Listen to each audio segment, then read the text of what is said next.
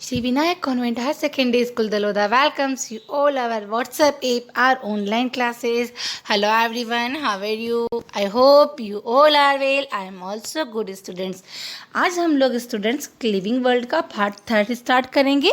हम लोगों ने हमारे प्रीवियस फर्स्ट और सेकंड लेक्चर में लिविंग ऑर्गेनिज्म के कैरेक्टर्स, क्लासिफिकेशन, आइडेंटिफिकेशन देन नॉमेनिकल्चर्स को स्टडी किया था, है ना।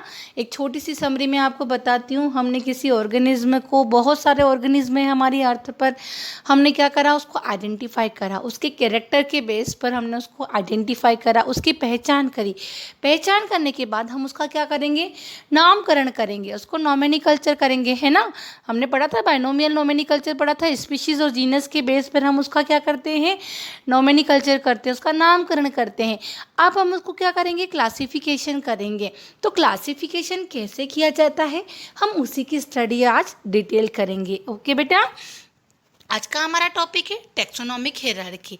टेक्सोनोमिक हायरार्की में क्या होता है कि इतने बड़े वर्ल्ड में इतने सारे ऑर्गेनिज्म हैं। एक इमेजिन करो, आप प्लांट्स को ले लो, एनिमल्स को ले लो, छोटे से प्लांट से लेकर आप बड़े बड़े ट्री तक की ट्री का इमेजिन कर लो, फिर छोटे से एनिमल्स से लेकर आप बड़े बड़े एनिमल्स का इमेजिन कर लो। तो क्या इन सारे एनिमल्स को, इन सारे प्लांट्स को एक साथ पहचानना पॉसिबल है क्या? नहीं है ना। अगर हमें पर्टिकुलर किसी प्लांट की या पर्टिकुलर किसी एनिमल की स्टडी करनी है तो हम क्या करेंगे, इसके लिए क्या किया जाता है बेटा कि जब हम ऑर्गेनिज्म को क्लासिफाई करते हैं तो अपनी कन्वेंस के लिए, हम अपनी कन्वेंस देख रहे हैं, अपनी सुविधा देख रहे हैं, हम क्या करेंगे, उनको कई सारे ग्रुप्स में रख देंगे, ठीक है। और उन ग्रुप्स को हम क्या कहते हैं, टेक्सोनोमिक हायरार्की कहते हैं, ठीक है। उन ग्रुप्स को जब हम पर्टिकुलर फैशन में अरेंज करते हैं तो उन ग्रुप्स को हम क्या कहते हैं बेटा, टेक्सोनोमिक हायरार्की कहते हैं। जैसे यहाँ मैंने, जैसे आप देखिए यहाँ ग्रुप बनाया हुआ है, किंगडम बनाया हुआ है, ठीक है।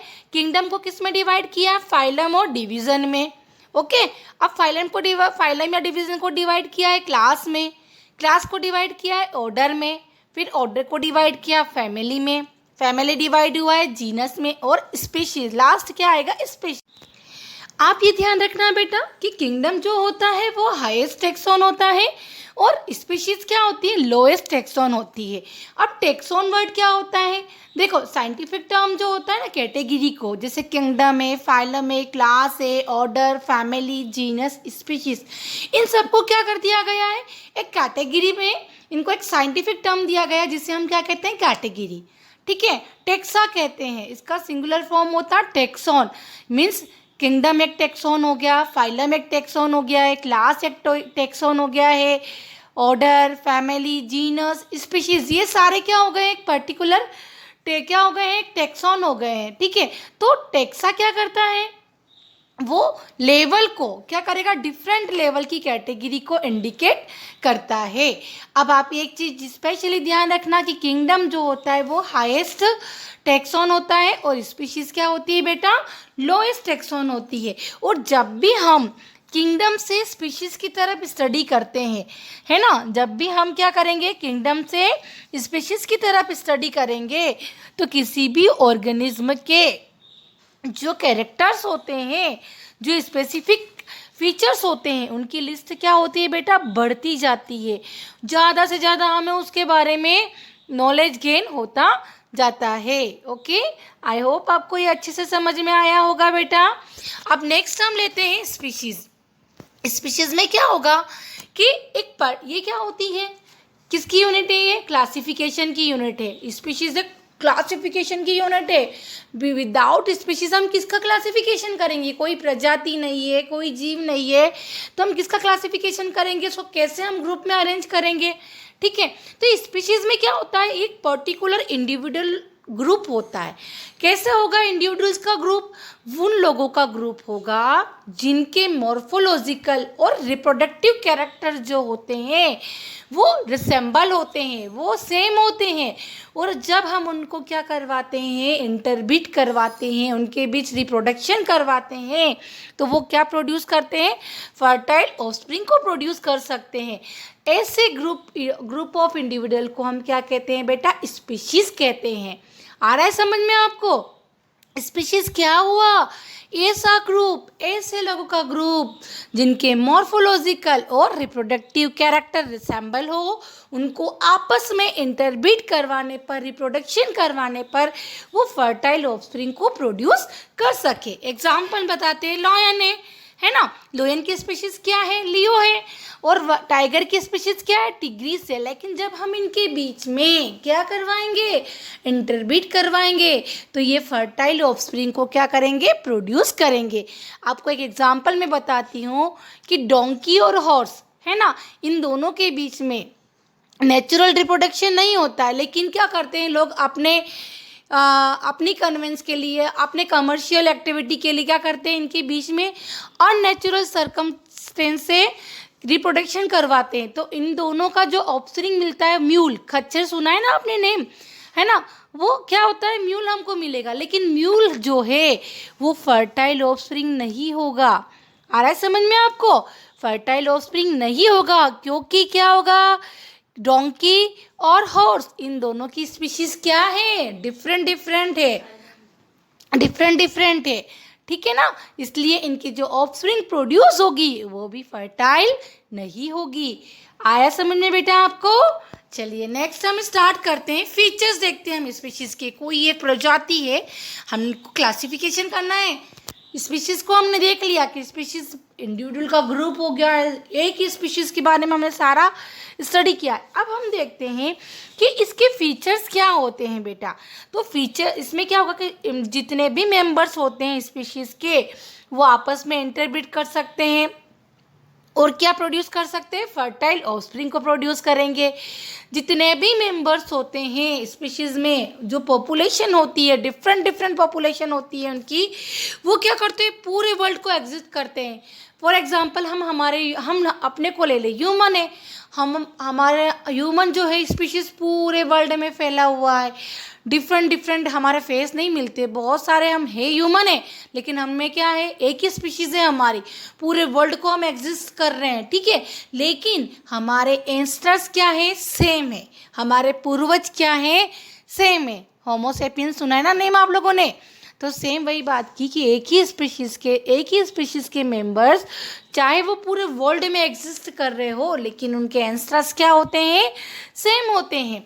नेक्स्ट दिया है कि जितने भी मेंबर्स होते हैं स्पीशीज में, उनका जो कैरियोटाइप होता है, कैरियोटाइप का मतलब होता है क्रोमोसोम नंबर, वो क्या होता है, सिमिलर होता है नंबर में, साइज में, शेप में, और उनका जो बिहेवियर होता है क्रोमोसोम का वो भी सिमिलर होता है। मैं आपको एग्जांपल बताती हूँ, ह्यूमन हम लोगों का हम एग्जांपल लेते हैं, है ना। 23 क्रोमोसोम हमें कहाँ से मिलते हैं, 23 किसके होते हैं, मदर के, 23 किसके होते हैं, फादर के।